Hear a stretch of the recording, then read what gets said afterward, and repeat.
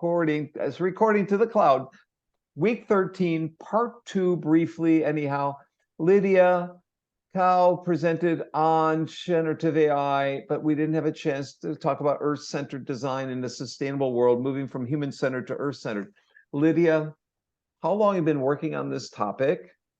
And what led you to this, briefly, and then we'll get into the slides you have. Oh, been working on this since this March, so not too long ago. And my interest in this area, I mean, if you asked me 5 years ago if sustainability is on the top of my research interest, I will say no.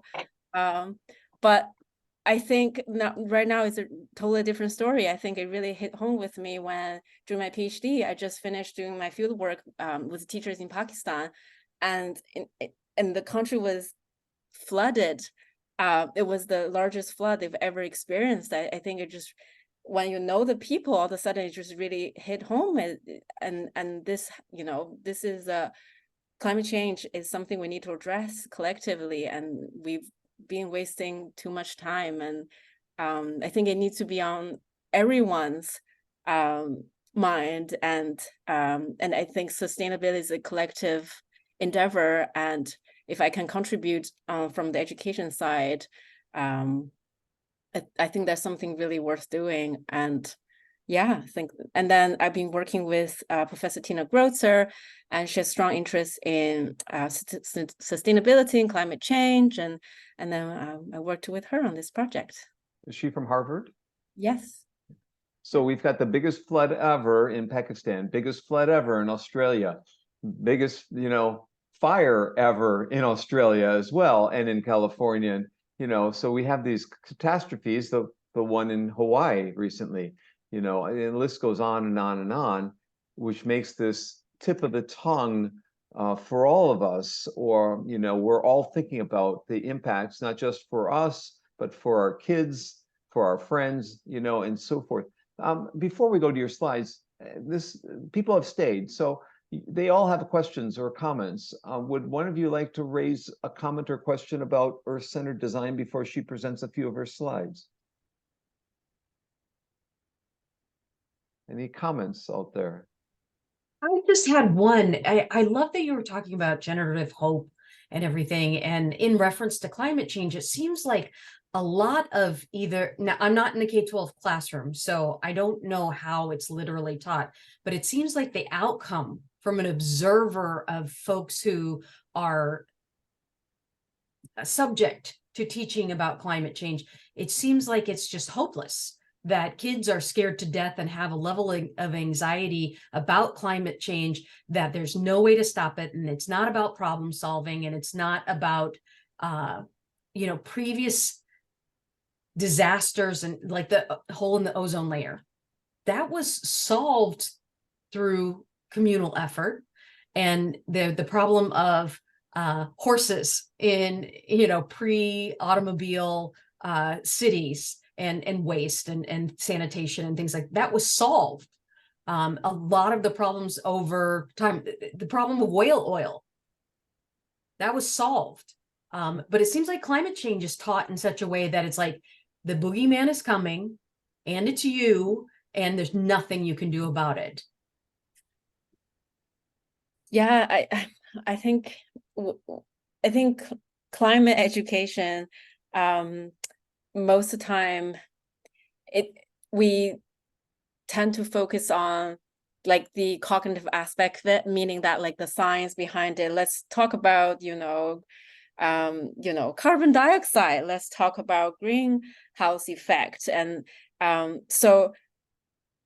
but we don't address enough the effective dimension that's affecting all the students. And also climate change is such a vast, it's a vast phenomenon that's it's distant. It seemed to be distant, now it's closer home, but it's forever been distant. It's climate change is going to happen, it's always in the future tense. And we tend to talk about polar bears and tropical rainforests. Oh yeah, that's, if you live close to a tropical rainforest, yes, that's your contact. But most times, it happens far away. It doesn't affect us. And and then it is like, oh yeah, all these major business and corporations and policies, and this out of our controls, and it's not empowering or agentive in that way. So I think, yes, you pointed out our climate education is very flawed, and we need to, I think a effective climate education will be empowering, meaning that students can feel that their actions will matter and their decisions matter. Some people might argue with me, say no, like, if Nike don't change, nothing. Yes and no, but I think and I think that I think my brain is a little bit dead after the questions. Let me just reformulate.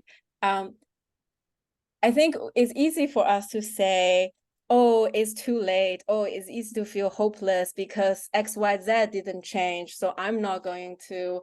But interestingly, climate change, there's no point we should ever give up. I think once I heard someone say, 1.5 degrees is better than 2, 2 is better than 2.5, 2.5 is better than 3. There's no point we should say we completely give up. And another thing when it comes to climate change is also a sense of grief, that there has been damage done, that's been irreversible damage done, lives lost, biodiversity lost. Also to process that sense of grief, but also keep on empowering ourselves to continue doing the right thing. I think this piece hasn't been published. I think it'll be published next month. So me and another member of the Next Level Lab, we wrote a piece on meaning-focused coping. So Isabella and I collaborate on this piece to talk about how do we really cope with, the sense of grief in face of climate change, that we feel we've really lost something. How do we cope this with a sense of hopelessness? And then we use the term meaning-focused coping. And in that, to explain what meaning-focused coping is, I use the analogy or metaphor of kintsugi. I don't know if you know about it. It's like a Japanese art of a repair. So instead of like trying to, if like let's say a plate or pottery is broken, rather than trying to make it look exactly like it was before, it kind of use silver or gold to highlight the scar and then make it into a different piece of art. And I think that's the mentality we need to have with the climate change. We're not going back to 20 years ago, 50 years ago. It is what it is right now, but we need to save what we can and repair what we can and create something different, not better, but something different than what we used to have. I think maybe the meaning-focused coping piece will be helpful, to your question, addressing the hopelessness in terms of climate education. I will send the piece once it's published to Kurt, and he can help to send it to you all.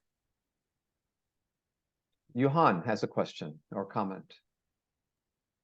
Hi, Lydia. Thank you for staying with us. I guess I was just interested in the idea of planet or Earth-centered design, because I think before that, the concept I'm more familiar with is human-centered or learner-centered design. So my background is in learning science and instructional design, and my interest area is really about design ethics, design framework, and practices.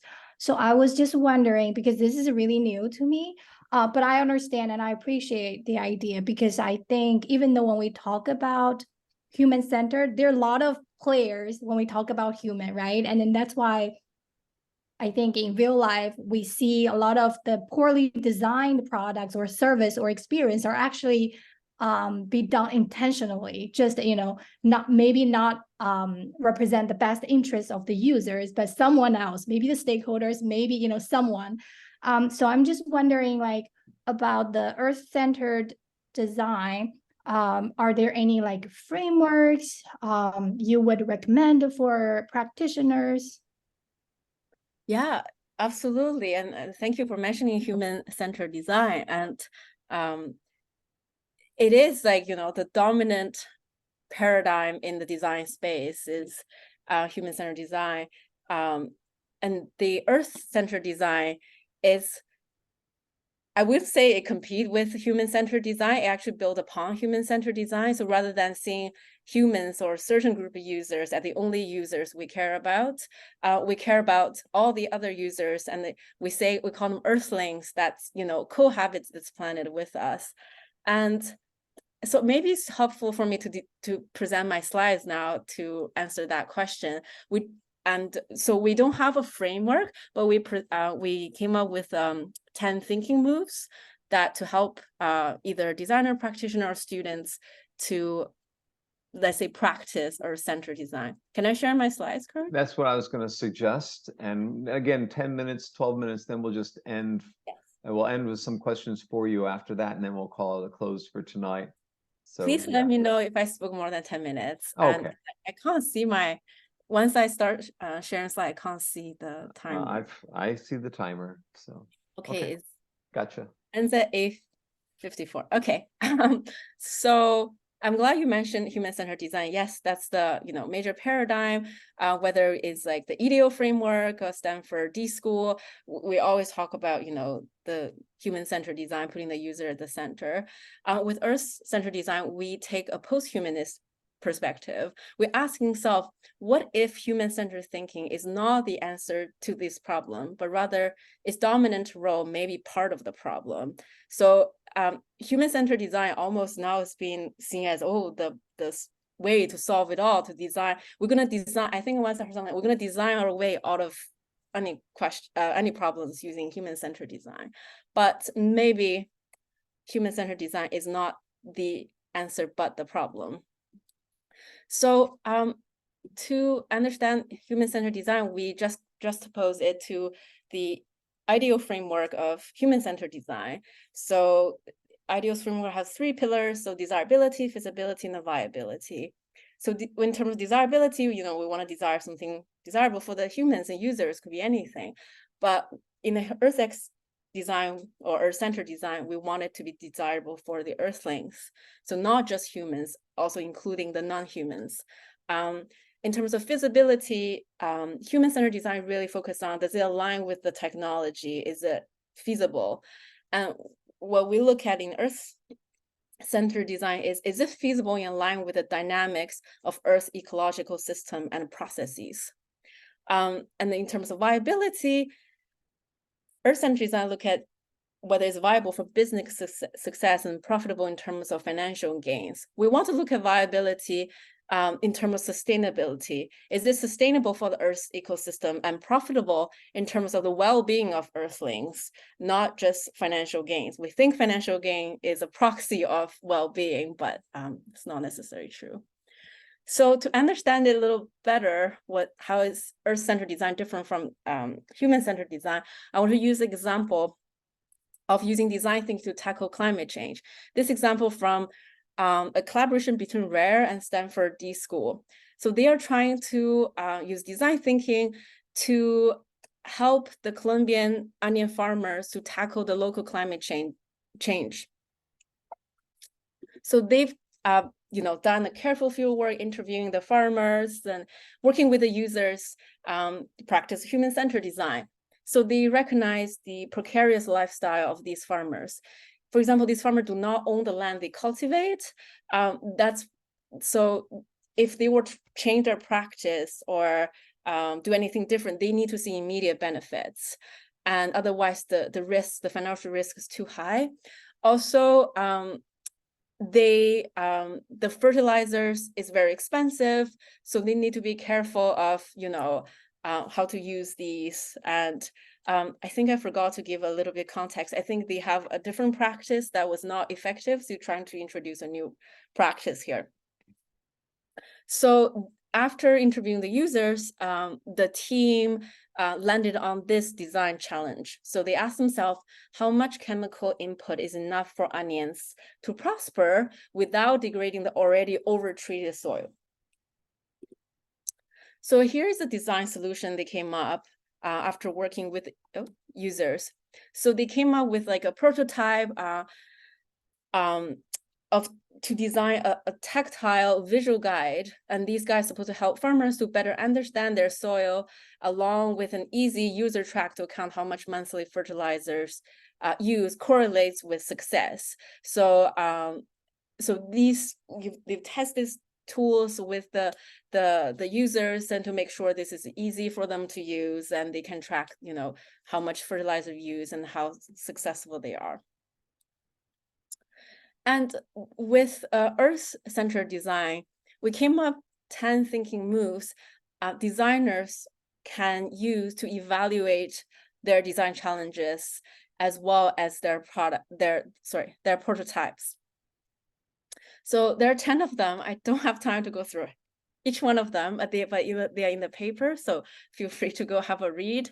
So I'm just going to use some of the thinking moves here with the previous example. For example, an earth-centered designer may ask, first of all, do we need chemical fertilizer in the first place? That was an assumption that's built into the design challenge. It was how much fertilizers do we need to use? But we never think our assumptions of whether this is needed in the first place. And then, so what is impact of fertilizer on the soil and the local ecosystem animals apart from depletion of the nutrients? Another thinking move we might use is to consider the scales of impacts and reassess needs and wants. So for example, we need to ask how much onion do we need to produce? We often think the more is better, but is that true? So what does the onion supply chain look like across the regions, and how much onions do we need to produce to be profitable for the farmers to make a living, but at the same time not waste? Another question they might ask themselves is it possible to diversify crops? Another assumption here is like, is onion the most suitable crop given the soil climate and the local ecosystem? Another thinking move they can use is leverage leverage local knowledge. So what are some traditional practices of local farmers before the introduction of fertilizers? What the ancestor of this land they've been practicing with their land before this? So this is just an example to trying to kind of bring alive in a very short period of time how these thinking moves can be used. So we are hoping these thinking moves can help designers to kind of translate the abstract concept of like earth-centered design, like what do you mean by put the earth at the center, to a more like concrete actions. So right now we're testing these thinking moves. We did our first pilot actually with a team in Singapore this summer, and we are hoping to test with more users. So if you're interested, please feel free to contact me. And yeah, and I have more slides, but I'm not going to present that because I don't have a lot of time. You're on mute. I'm muted. You actually have 2.5 minutes left. So if you want to go back and pick a couple of things to highlight, please do, because I'm recording it. So yeah.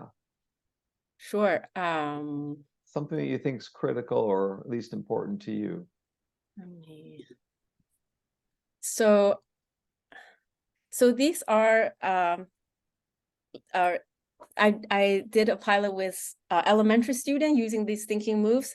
They were in a design challenge, sustainability design challenge. And so I want to just show them 3 thinking moves that they can use to help them to build their prototypes. So the first thinking move is rethink assumptions. So what are the unexamined assumptions behind your design? We don't always go back and evaluate these unexamined assumptions. So here I say what assumptions are, and I give example of assumption behind the design for traditional school. These might be true, might not be true. And then I give them a hypothetical design challenge, ask them to design a community park. I present them a scenario. So very briefly, so, you know, in their neighborhood, the children play indoors, but it's not the best for children to always play indoors because it could lead to health issues. But there's community park, but it turned to a garbage dump.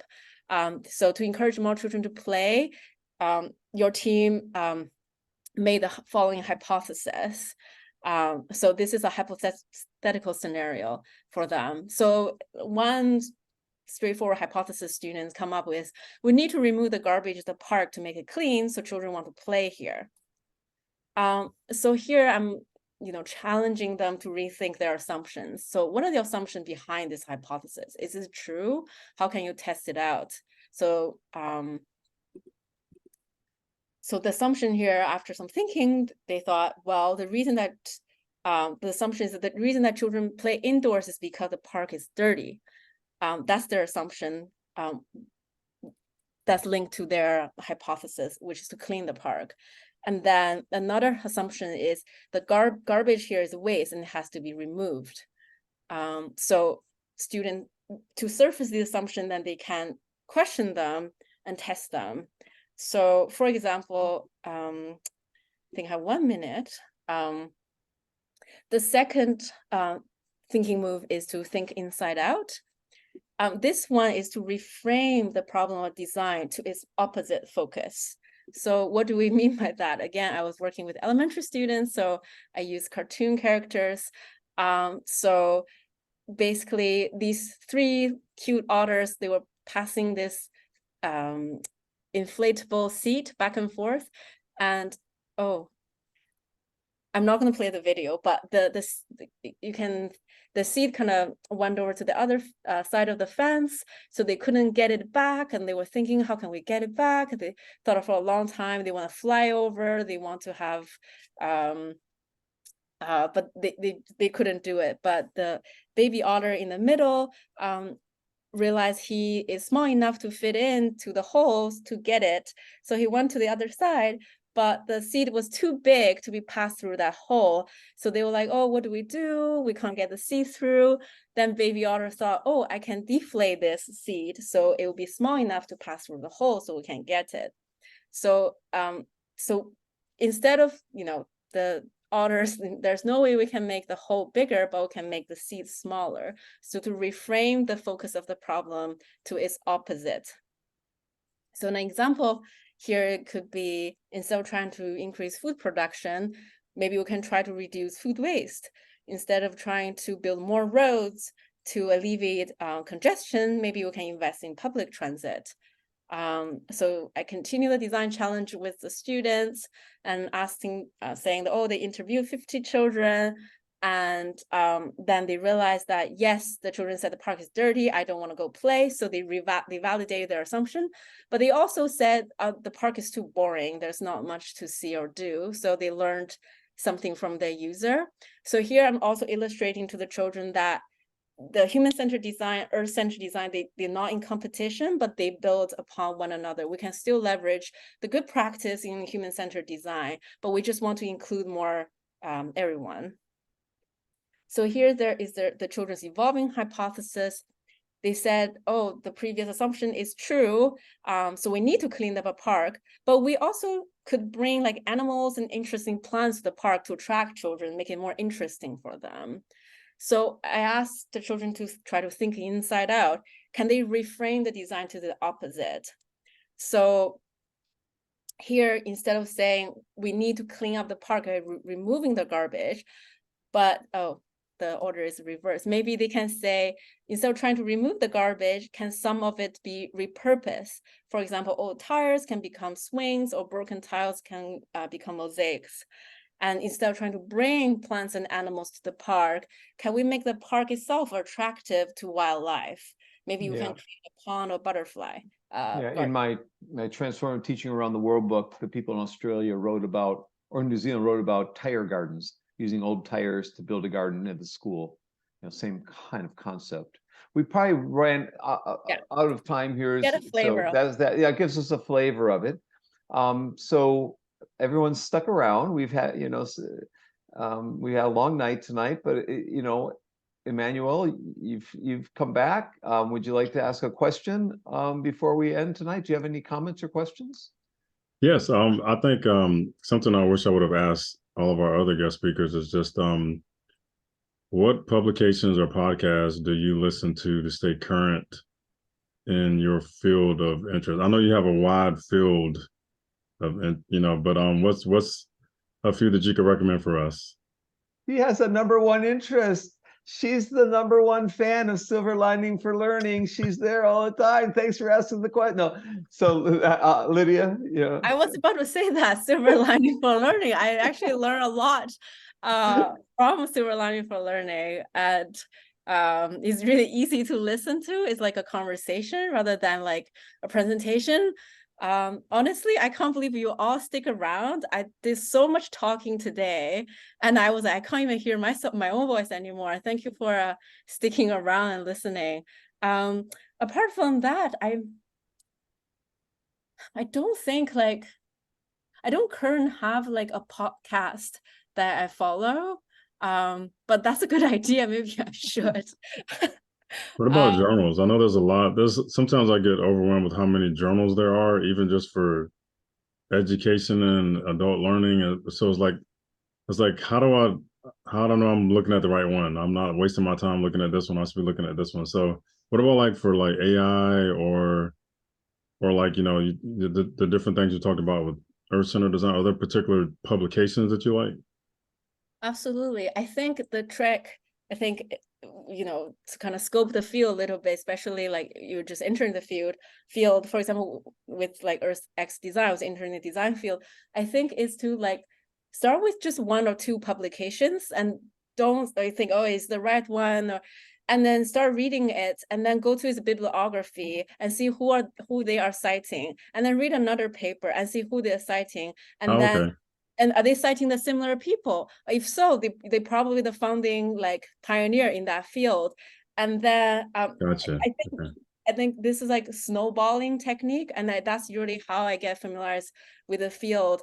You do a search. You start with a couple and snowball, and then another way is really ask the expert in the field and like, can you send me a reading list, and then they can usually Gotcha. pinpoint, yeah.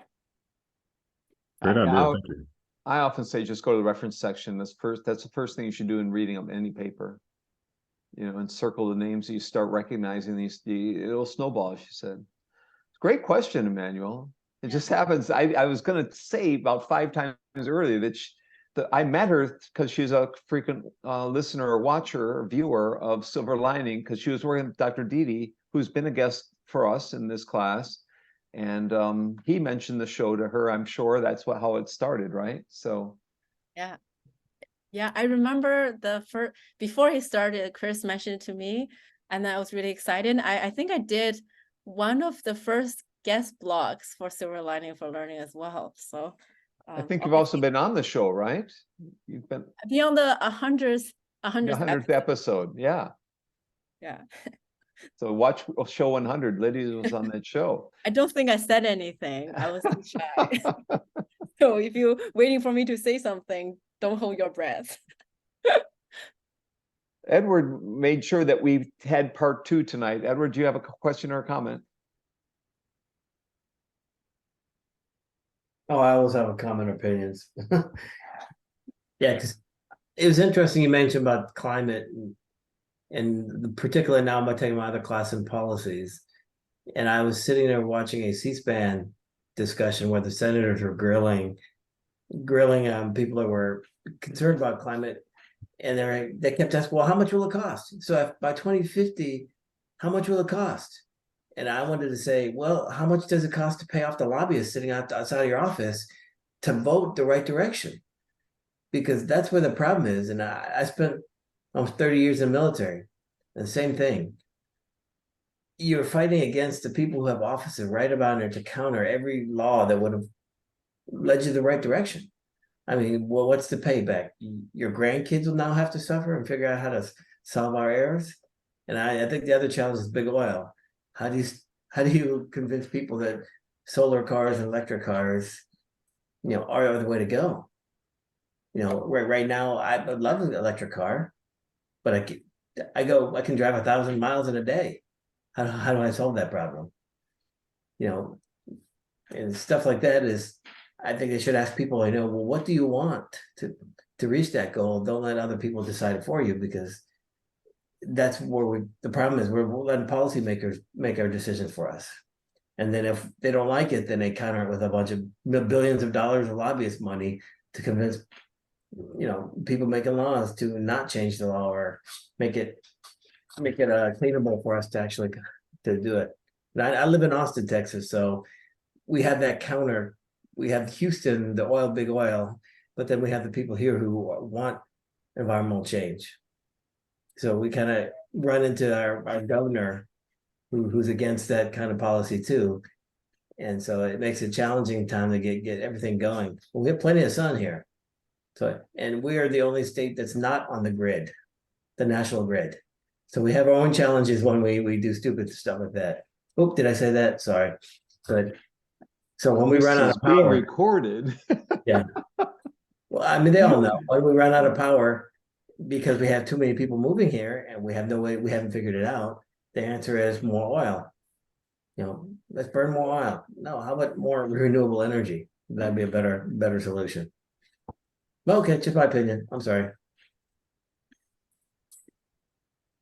That's why Lydia is at this game. She wants to make a difference. That's why we're all here still, because we want to make a difference. My son worked for the last few years for the Center for Biological Diversity, trying to address that. He no longer works there, unfortunately, but they made their, that's one organization that's doing its part. Is it Young Kim? Are you coming from Thailand, or where are you from? Am I saying that right? Young Kim? Yeah, you have to unmute. Yukyung. Yeah, Yukyung. Are you coming from Korea or from Thailand? Or from USA? Her name sounds like a Korean. Ah, okay. Do you have any comments or questions?